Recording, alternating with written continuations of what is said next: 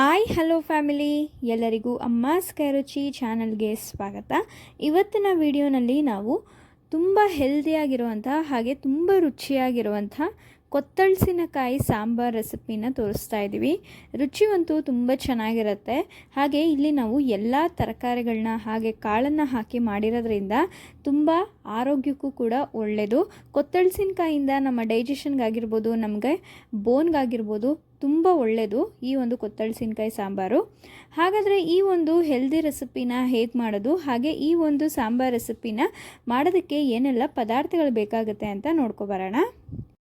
ಇಲ್ಲಿ ಕೊತ್ತಳಸಿನಕಾಯಿನ ಕಟ್ ಮಾಡಿಕೊಂಡು ನೀರಲ್ಲಿ ನೆನೆಸಿಟ್ಕೊಂಡಿದ್ದೀವಿ. ಇದೇ ಥರನೇ ಆಲೂಗಡ್ಡೆ ಹಾಗೆ ಬದನೆಕಾಯಿನೂ ಕೂಡ ಕಟ್ ಮಾಡಿ ನೀರಲ್ಲಿ ನೆನೆಸಿದ್ದೀವಿ. ಕಟ್ ಮಾಡಿದ ತಕ್ಷಣ ನೀರಲ್ಲಿ ನೆನೆಸಲಿಲ್ಲ ಅಂದರೆ ಅದು ಕಟ್ ಮಾಡಿದ ತಕ್ಷಣ ಕಪ್ಪಗಾಗೋಗ್ಬಿಡುತ್ತೆ. ಆದ್ದರಿಂದ ಒಂದು ಬಟ್ಲಷ್ಟು ಹಸಿ ಅವರೆಕಾಯಿ ಹಾಗೆ ಒಂದು ಗೋಲಿ ಗಾತ್ರದಷ್ಟು ಹುಣಸೆ ಹಣ್ಣನ್ನು ಸ್ವಲ್ಪ ನೀರಲ್ಲಿ ನೆನೆಸಿಟ್ಕೊಂಡಿದ್ದೀವಿ.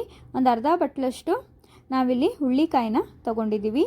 ಹಾಗೆ ಒಂದು ಈರುಳ್ಳಿನ ಉದ್ದ ಕಟ್ ಮಾಡಿದ್ದೀವಿ, ಒಂದು ಟೊಮ್ಯಾಟೊ, ಸ್ವಲ್ಪ ಬೆಳ್ಳುಳ್ಳಿ ಹಾಗೆ ಸ್ವಲ್ಪ ತೆಂಗಿನಕಾಯಿ ಹಾಗೆ ಸ್ವಲ್ಪ ಕೊತ್ತಂಬರಿ ಸೊಪ್ಪನ್ನು ಕೂಡ ತೊಗೊಂಡಿದ್ದೀವಿ. ಇಲ್ಲಿ ಸ್ವಲ್ಪ ಒಗ್ಗರಣೆಗೆ ನಾವಿಲ್ಲಿ ಒಂದು ಅರ್ಧ ಈರುಳ್ಳಿ ತೊಗೊಂಡಿದ್ದೀವಿ, ಒಂದು ಟೊಮ್ಯಾಟೊನ ಚಿಕ್ಕ ಚಿಕ್ಕದಾಗಿ ಕಟ್ ಮಾಡಿಟ್ಟಿದ್ದೀವಿ. ಇಲ್ಲಿ ನಾವು ಖಾರದ ಪುಡಿ ಹಾಗೆ ಸಾಂಬಾರು ಪುಡಿ ಎರಡನ್ನೂ ಕೂಡ ಮಿಕ್ಸ್ ಮಾಡಿ ಇಟ್ಕೊಂಡಿದ್ದೀವಿ ಅಷ್ಟೇ. ಖಾರದ ಪುಡಿ 1.5 ಟೇಬಲ್ ಸ್ಪೂನು ಹಾಗೆ ಸಾಂಬಾರು ಪುಡಿ 1-2 ಟೇಬಲ್ ಸ್ಪೂನು ಮನೆಯಲ್ಲೇ ಮಾಡಿರೋದು. ಸ್ವಲ್ಪ ಸಾಸಿವೆ, ಸ್ವಲ್ಪ ಕರ್ಬೇವಿನ ಸೊಪ್ಪು ಹಾಗೆ ಸ್ವಲ್ಪ ಬೆಳ್ಳುಳ್ಳಿನ ಜಜ್ಜಿಟ್ಕೊಂಡಿದ್ದೀವಿ. ರುಚಿಗೆ ತಕ್ಕಷ್ಟು ಉಪ್ಪು ಮತ್ತು ಮಾಡೋದಕ್ಕೆ ಇಲ್ಲಿ ಸ್ವಲ್ಪ ಎಣ್ಣೆನ ಬಳಸ್ಕೊಂಡಿದ್ದೀವಿ. ಈಗ ಹೇಗೆ ಮಾಡೋದು ಅಂತ ನೋಡೋಣ. ಇಲ್ಲಿ ಒಂದು ಕುಕ್ಕರ್ಗೆ ನಾವು 2 ಚಮಚಷ್ಟು ನೀರನ್ನು ಹಾಕೋತಾ ಇದ್ದೀವಿ. ನೀರು ಸ್ವಲ್ಪ ಬಿಸಿ ಆದಮೇಲೆ ಒಂದು ಸ್ವಲ್ಪ ಬಿಸಿ ಆದರೆ ಸಾಕಾಗತ್ತೆ.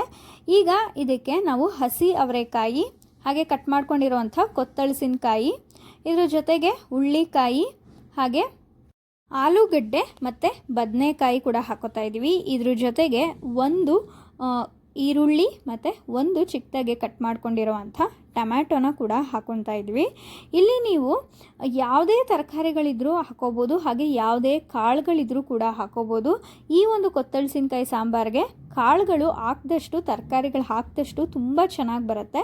ಇದ್ರ ಜೊತೆಗೆ ರುಚಿಗೆ ತಕ್ಕಷ್ಟು ಉಪ್ಪನ್ನು ಕೂಡ ಹಾಕಿ ಕ್ಲೀನಾಗೆ ಒಂದು ಸಲ ಮಿಕ್ಸ್ ಮಾಡಿಕೊಂಡು ಈಗ ಕುಕ್ಕರ್ನ ಕ್ಲೋಸ್ ಮಾಡ್ಕೊತಾ ಇದ್ದೀವಿ. ಕುಕ್ಕರ್ನ ಕ್ಲೋಸ್ ಮಾಡಿ 2 ವಿಷಲ್ಲು ಕೂಗಿಸ್ಕೊತಾ ಇದ್ದೀವಿ. ತರಕಾರಿ ಬೇಯೋಷ್ಟು ಕೂಗಿಸ್ಕೊಂಡ್ರೆ ಸಾಕು.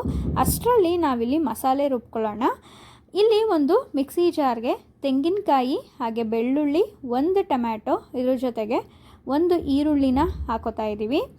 ಹಾಗೆ ಕೊತ್ತಂಬರಿ ಸೊಪ್ಪು ಸ್ವಲ್ಪ, ಹಾಗೆ 1.5 ಟೇಬಲ್ ಸ್ಪೂನಷ್ಟು ಖಾರದ ಪುಡಿ ಹಾಗೆ 2 ಟೇಬಲ್ ಸ್ಪೂನಷ್ಟು ಸಾಂಬಾರು ಪುಡಿನ ಹಾಕಿ ಸ್ವಲ್ಪ ನೀರನ್ನು ಹಾಕಿ ಇಲ್ಲಿ ಮಸಾಲೆನ ತುಂಬ ಗಟ್ಟಿಗೆ ನುಣ್ಣಕ್ಕೆ ರುಬ್ಬಿಟ್ಕೊಂಡಿದ್ದೀವಿ.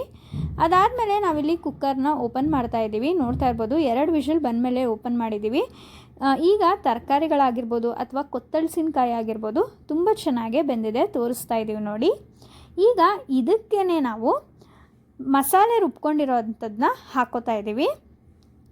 ಇಲ್ಲಿ ನಾವು ಮಸಾಲೆನ ಗಟ್ಟಿಗೆ ರುಬ್ಕೋಬೇಕು. ಹಾಗೆ ನೀವು ತರಕಾರಿಗಳನ್ನ ಬೇಯಿಸಬೇಕಾದ್ರೆ ನಿಮಗೆ ಸಾಂಬಾರು ಯಾವ ಕ್ವಾಂಟಿಟಿನಲ್ಲಿ ಬೇಕೋ ಅಷ್ಟು ನೀರನ್ನು ನೀವು ಹಾಕೋಬೋದು ನೋಡಿ. ಬೇಕಾದ್ರೆ ಕೊನೆಯದಾಗಿ ನೀವು ಇನ್ನೊಂದು ಸ್ವಲ್ಪ ಹೆಚ್ಚಿಗೆ ನೀರನ್ನು ಹಾಕ್ಬೋದು. ಜಾಸ್ತಿ ನೀರು ಹಾಕಿದ್ರೆ ರುಚಿ ಚೆನ್ನಾಗಿರಲ್ಲ.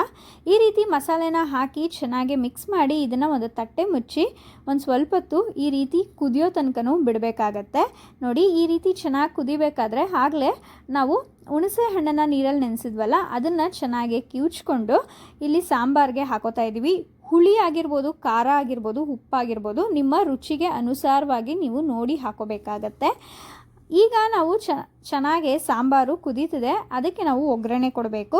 ಆದ್ದರಿಂದ ಇಲ್ಲಿ ಒಂದು ಚಿಕ್ಕ ಬಾಣಲಿಗೆ 3-4 ಟೇಬಲ್ ಸ್ಪೂನಷ್ಟು ಎಣ್ಣೆನ ಹಾಕಿ, ಎಣ್ಣೆ ಸ್ವಲ್ಪ ಬಿಸಿ ಆದಮೇಲೆ ಇಲ್ಲಿ ನಾವು ಜಜ್ಜಿಟ್ಕೊಂಡಿರುವಂಥ ಬೆಳ್ಳುಳ್ಳಿನ ಹಾಕೋತಾ ಇದ್ದೀವಿ. ಬೆಳ್ಳುಳ್ಳಿನ ಕಟ್ ಮಾಡಿ ಹಾಕೊಳ್ಳೋದಕ್ಕಿಂತ ನೀವು ಜಜ್ಜಿ ಹಾಕ್ಕೊಳ್ಳಿ, ರುಚಿ ತುಂಬ ಚೆನ್ನಾಗಿ ಬರುತ್ತೆ. ಹಾಗೆ ಸ್ವಲ್ಪ ಸಾಸಿವೆ, ಬೇಕು ಅಂದರೆ ಸ್ವಲ್ಪ ಹಿಂಗನ್ನು ಕೂಡ ಹಾಕ್ಕೋಬೋದು.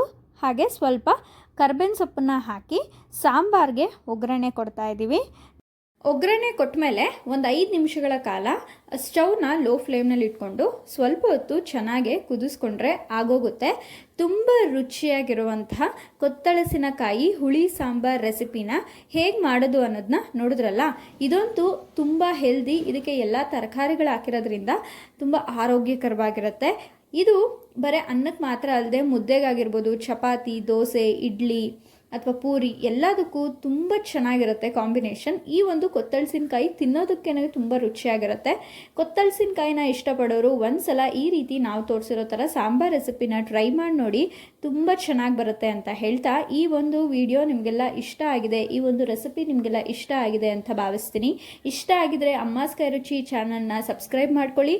ಹಾಗೆ ಲೈಕ್, ಶೇರ್, ಕಮೆಂಟ್ ಮಾಡಿ. ನಿಮ್ಮ ಫ್ರೆಂಡ್ಸ್ ಆ್ಯಂಡ್ ಫ್ಯಾಮಿಲಿಗೂ ಈ ಒಂದು ವಿಡಿಯೋನ ಶೇರ್ ಮಾಡಿ. ರೆಸಿಪಿ ಹೇಗೆ ಬಂತು ಅಂತ ನೀವು ಕೂಡ ಟ್ರೈ ಮಾಡಿ ನಮಗೆ ಕಮೆಂಟ್ ಮೂಲಕ ತಿಳಿಸಿ ಅಂತ ಹೇಳ್ತಾ ಈ ಒಂದು ವಿಡಿಯೋ ನೋಡಿದ್ದಕ್ಕಾಗಿ ಎಲ್ಲರಿಗೂ ಧನ್ಯವಾದಗಳು.